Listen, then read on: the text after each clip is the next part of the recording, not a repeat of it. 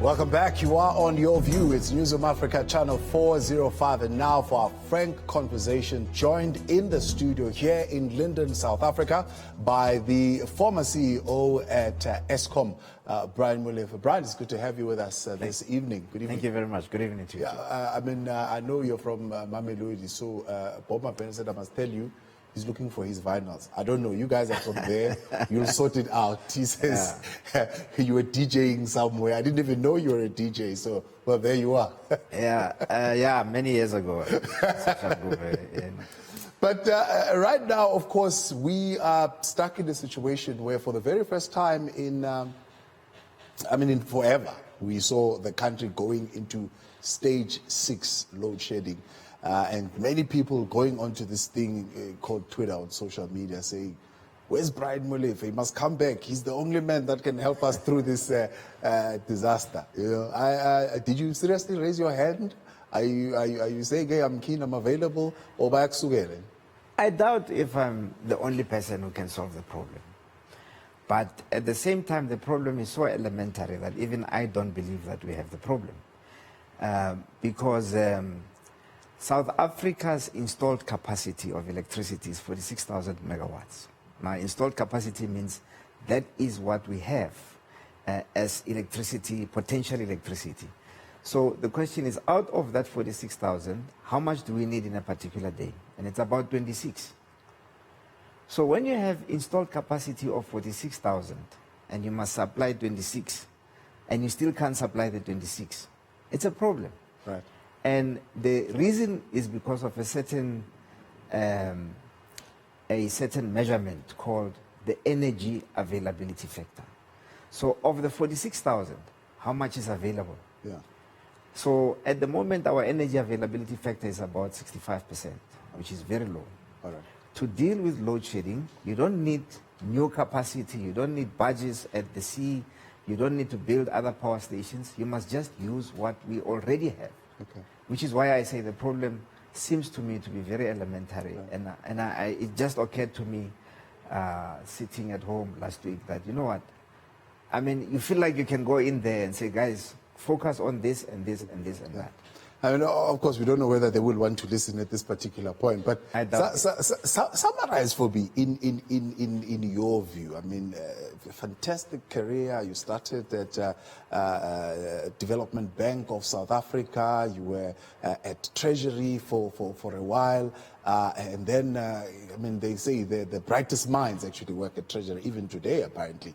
So smart, sharp, you come out of there, you run the PIC for a good 7 years. And between that time and you then deciding in your head that, oh, I'm going to read the newspaper, see they're looking for somebody at Transnet, I'm going to go there. And then Jiggy, Lynn Brown says, hey, it's a mess there at Eskom. And you taking that particular job. What do you think went wrong, right, to bring us to the point where right now, Brian, nobody would want to touch you? You see, what went wrong was a Chapter 9 institution, the Public Protector, published a report. Now, in terms of the law, the Public Protector should not, when the Public Protector receives information about you that implicates you in anything, the Public Protector is supposed to inform you about it and get your response about it. And so to say, what do you say? Because I have this information.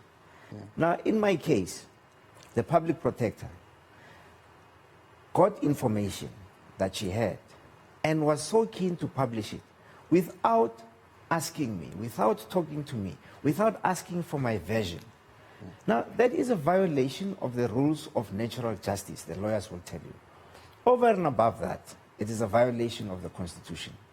That what I could not believe was a Chapter 9 institution violating my dignity and my rights to be heard about what had happened. Yeah. This was repeated afterwards by some academics who wrote the report for Parliament without also talking to me and asking me. Yeah. The Public Protector said that she has to finish her investigation as if the office of the public protector was closing down. Okay. As if there was not going to be a public protector in South Africa who could have investigated the matter. Okay. I believe that the matter should have been handed over to the new public protector rather than rush it. That I could not believe came from a Chapter 9 institution, because in the process, constitutional rights were trampled on, the dignity of people was trampled on in a manner that was not envisaged. So, I mean, the public protector agreeing to an extent to what you're saying, yeah, fair enough, Brian, you were not given a chance to actually be cross-examined or questioned around these issues, Yes. which is why the report extends the courtesy of saying these are not findings. Yes. This is in the investigation, information that was collected, that there were these cellular calls that happened 58 times to this AJ Gupta, and there were these 19 visits that were tracked via your cell phone, Yes. you in the proximity of Saxon World, while she was, of course, investigating whether or not there was some kind of conflict of interest in terms of your friendship with the Guptas and some of the contracts that were then given to them. Yes, but I had a right to ask, show me these phone calls. I had a right to ask, where did you get the information? How was my cell phone tracked? And how sure are you that I was in fact in the Saxon World area or at the Gupta house? How sure are you that that was the case? And I had a right to ask questions and then to give my version. And to ask her also, were you taping my phone? Was my phone listened to illegally? Right. I had a right to ask those questions. I never got the opportunity for her. But why ask didn't me. you? I mean, why was your first response? I think you gave it like 10 days or so, and your initial response was, I stepped down from Eskom. And I don't regret that decision, because what the public protector did is she unfairly painted a particular narrative that impugned, I must repeat, on my dignity. But there were no And findings. there were no findings, Therefore, you but- couldn't take that and challenge it in any But court the of law. public narrative and the media, the narrative out there, the newspapers, everybody was saying he's corrupt. They were saying he's corrupt. And that picture had been painted wittingly or unwittingly by the public protector. Unfairly, without a proper hearing and listening to the other side, to my side of the story.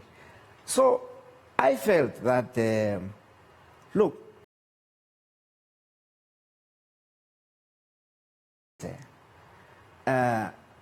then it's going to make my job difficult at Eskom, and there's no point in continuing at this point. Maybe I should just go and come back when the air has been cleared, when the air has finally been cleared. You know, I spoke to a senior counsel, lawyer, and I said, what do you do? Can a Chapter 9 institution do this to you in terms of the law and the constitution and so on? He said, Mr. Molefe, you have a problem. You've been accused by Mother Teresa. So once you've been accused by Mother Teresa, nobody's going to listen to you. There's no point in you standing on a pedestal and shouting. Letter, you state There was no that resignation letter. well, I mean, your public statement, Yes. your resignation statement Yes. that you made. Yeah. You state that you were hoping that you would be then be able to clear your name in a short space of time. And I still hope so, Right. because what the public protector did is that she said, well, this investigation is not finished. It must be finished by a commission of inquiry, right? And then that was a problem in the first place, because only the president can appoint a commission of inquiry. Yeah. And the president, in terms of the law, the way that I understand it, cannot be instructed by anyone to do a commission of inquiry or not. In fact, the president initially decided not to do the commission of inquiry, which means the matter could have been left hanging like that for life. In the event, a commission of inquiry was established. However, it's 3 years later. It's 3 years later, and the matter has still not been properly ventilated because of the processes of the commission of inquiry. I'm waiting to hear what everybody has to say on this matter before. So you're still going to go to the commission? I would like to go. Yeah. You've applied? Yeah, I have asked. My lawyers have indicated that we are willing to come to the Commission of Inquiry. But like I say, this is 4 years later, and the narrative has been sustained for about 4 years. So, I mean, there is, of course, in the meantime, another process that you have participated in, and that is the inquiry that was done by Parliament. Yes. Where some of these issues, which I'm sure you will be faced with at the Commission of Inquiry, were ventilated. So issues around your relationship with the Gupta family, right? I think it's IJ quoted in some newspaper that he said, and I think he also said it to the public protector, that you guys are friends. Yes, I know that, and I've never denied it. Yeah. And I have said that I know the Guptas. I said it in Parliament. There's not one instance where I said I don't know them, where I said actually they're my enemies, as it had become fashionable. By the way, the Guptas had constitutional rights as well. Yes. The Guptas had rights to do business with Eskom, unless they had been blacklisted, unless they had been found guilty of anything. There was no reason not to know them.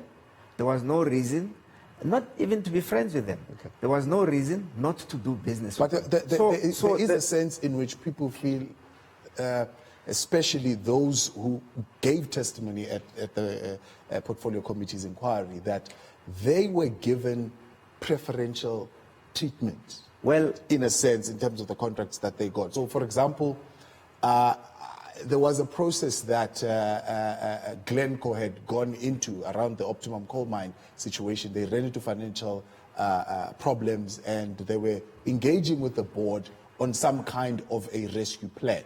And my understanding is, as you were coming in, your task was to engage with the fourth addendum and sign it. And sign for Glencore to get more money. And you refused at that point, right? And you came in and you said, no, I'm not going to do that. And it seems then a slew of events then ensued straight after that, including some penalties that were given to them, close to 2.2 billion. And we're hearing today that those penalties were actually bogus. They were actually supposed to have been 799 million. But I want you to answer that, and I want to give you enough time to do that. So let's go on a break, and when we come back, I'm going to give Brian Molefe an opportunity to respond to that particular question. You are on Your View. It's Newsroom Africa, Channel 405. We're back in a moment.